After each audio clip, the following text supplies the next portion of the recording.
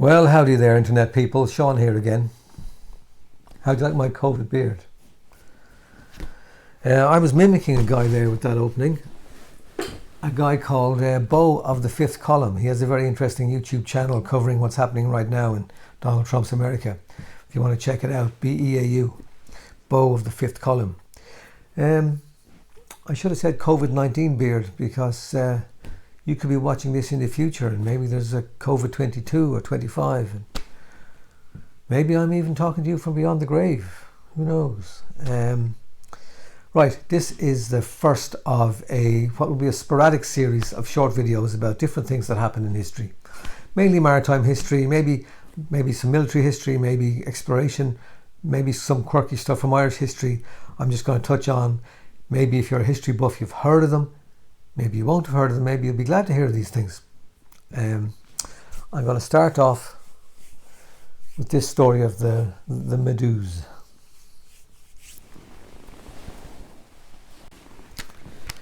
If you're about the same age as me and you have good taste in music, you probably own a copy of Rum, Sodomy and the Lash by the Pogues.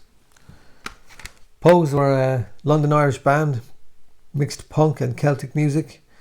They grew up listening to the Dubliners and the Clancy Brothers, and they melded that with punk, make some great music.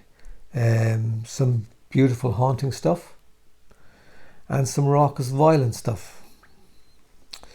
Led by Shane MacGowan, a hard-drinking, self-destructive Brendan Behan kind of a guy with a poet's soul, who's still alive as I speak.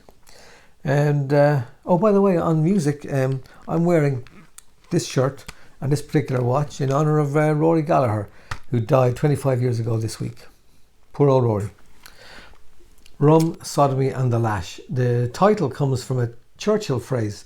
He was once challenged on what he was doing was not within the traditions of the Royal Navy, to which he replied, and what are they? Rum, Sodomy and the Lash. Now, I don't know, did he come up with that phrase or did he use one he'd heard before, but it does echo an earlier 19th century phrase, which was, ashore we have wine, women and song, at sea we have rum, bum and concertina, which would have been an interesting title for a Pogues album, actually, Rum, Bum and Concertina. Anyway, the reason I'm bringing this to your attention is the painting that's used. It has some of the Pogues' faces superimposed on it, but obviously it's an old painting. This painting is a well-known painting. The painting is a painting called the Raft of the Medusa by Jericho. It's used as a teaching tool because of the way it's composed. It's a raft littered with bodies. Some survivors are trying to draw attention to a ship on the horizon. He even used real bodies apparently when he was making that painting. But the Raft of the Medusa refers to a real incident with a French ship called the Medusa that we're going to discuss now.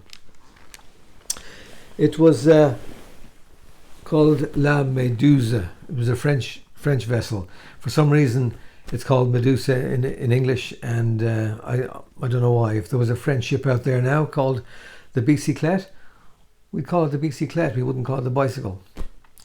So I'll try and use the French version, Méduse. I'll see how we go. I'll try and stick to that. After Waterloo, Britain held some of the French colonies in Africa. And when the pre-Napoleon government, the restoration of the king, I suppose, happened after Waterloo, Britain was giving back the colonies to France. France put together a squadron of 4 ships to sail down to Senegal and reboot the colony in Senegal. They had a governor, they had craftsmen, they had soldiers. The largest ship was the Méduse, and on that was the governor. He didn't have command of this squadron of 4 ships. That fell to the captain, de Chaumeray, the captain of the Medusa.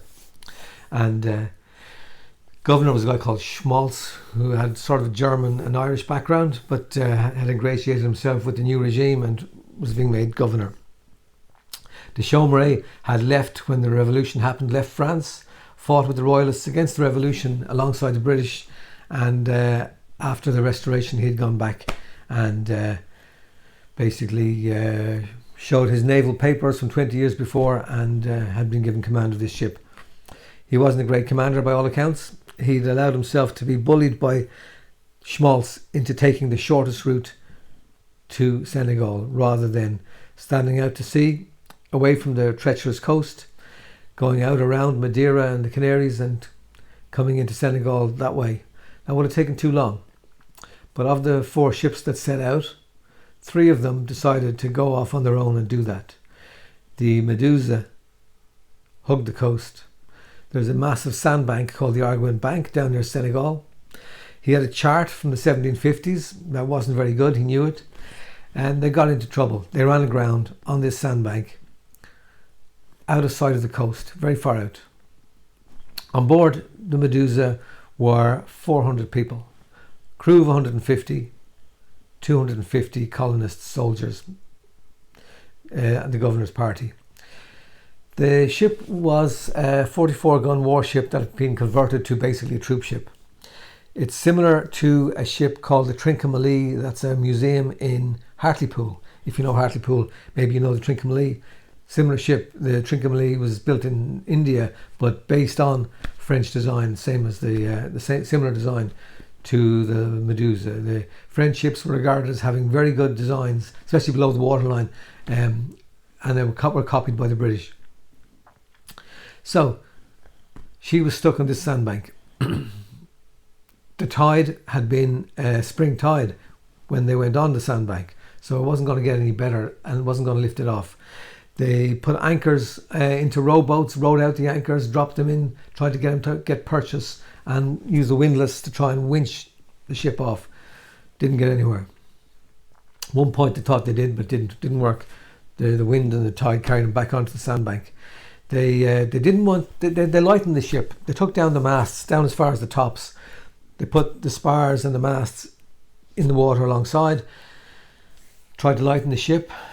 They had cannon they could have dumped, but they were the king's cannon. They couldn't do that. They had all the stuff they needed for the colony they didn't want to dump. A lot of people had put all their worldly goods on board. Everything, all their money was tied up in the goods they had on board. Nobody wanted to do that.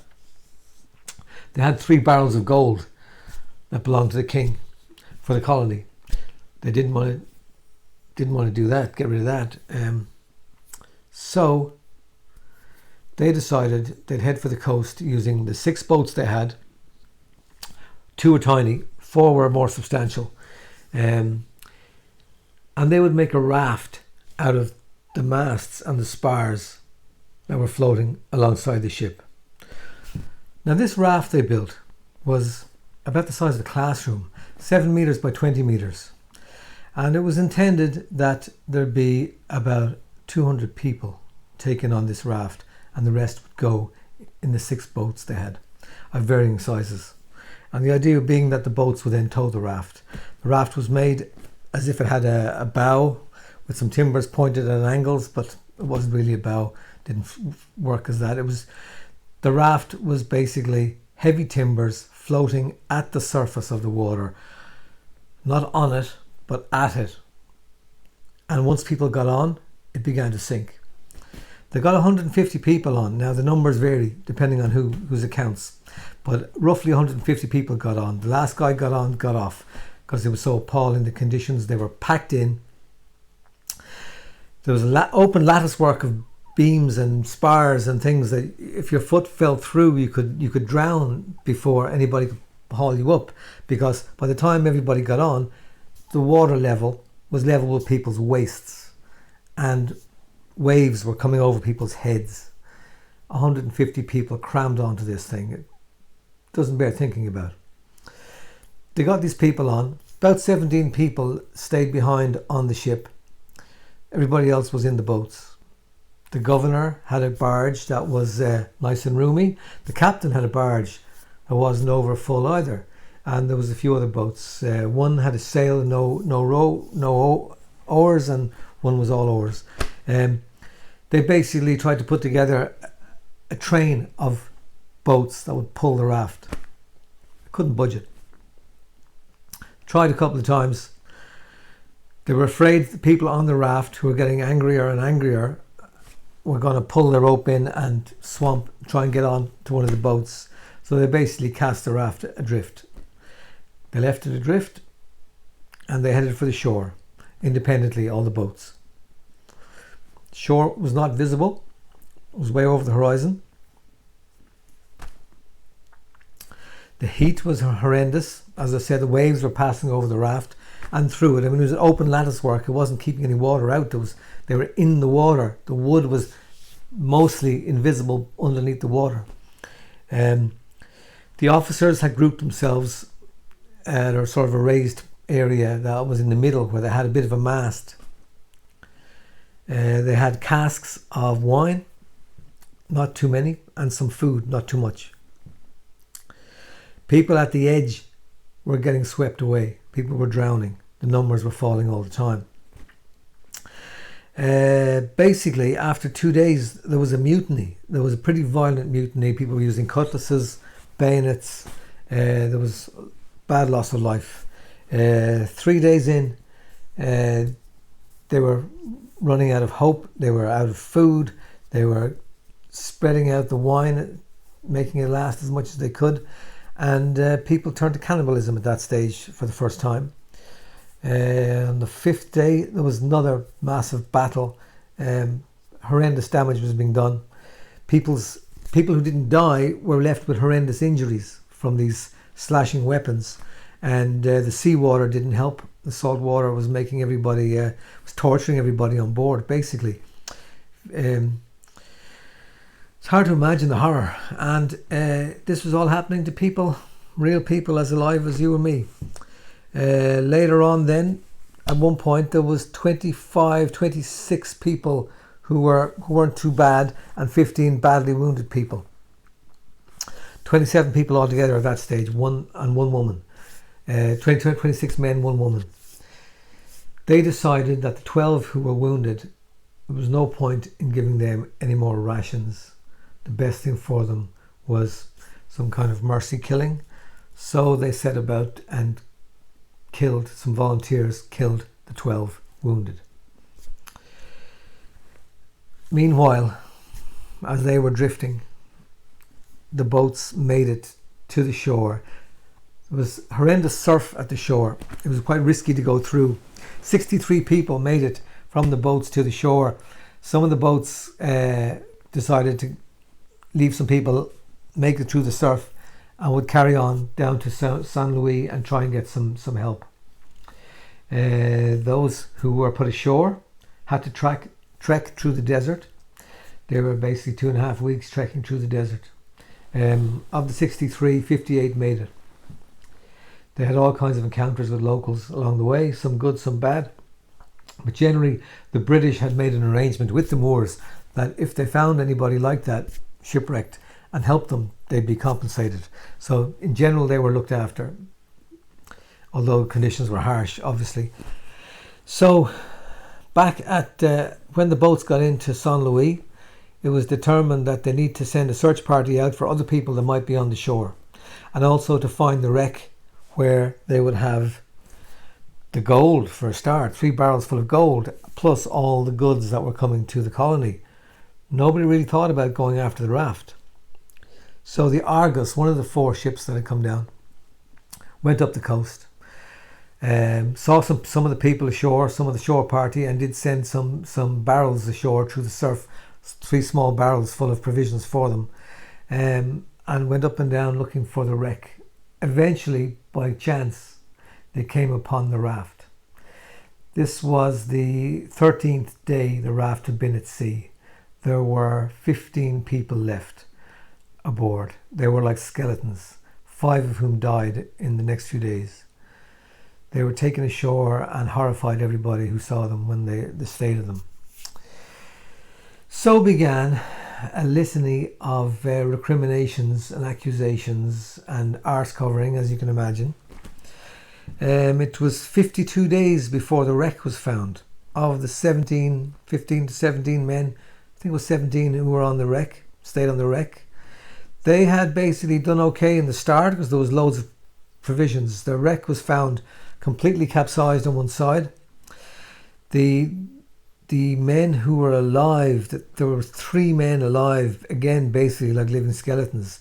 Each of them had individual little cubby holes that they would only come out of with a knife for the last few days, because it was dog eat dog, man against man stuff going on there. It was another horrendous breakdown of civilization, and other people had made rafts and left, never to be seen again, hoping to float ashore. These 3 men recovered. If you want the detail of all that horror that ensued, Alexander McKee's book Death Raft, also released under the title The Raft of the Medusa, is well worth tracking down. I'm sure you'll find a copy of it.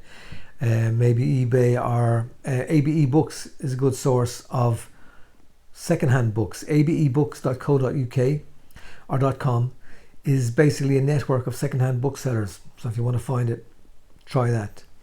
That about wraps it up. That's the story of the Méduse, the Medusa. So I hope you enjoyed that. Stay safe, mind yourselves. Bye bye.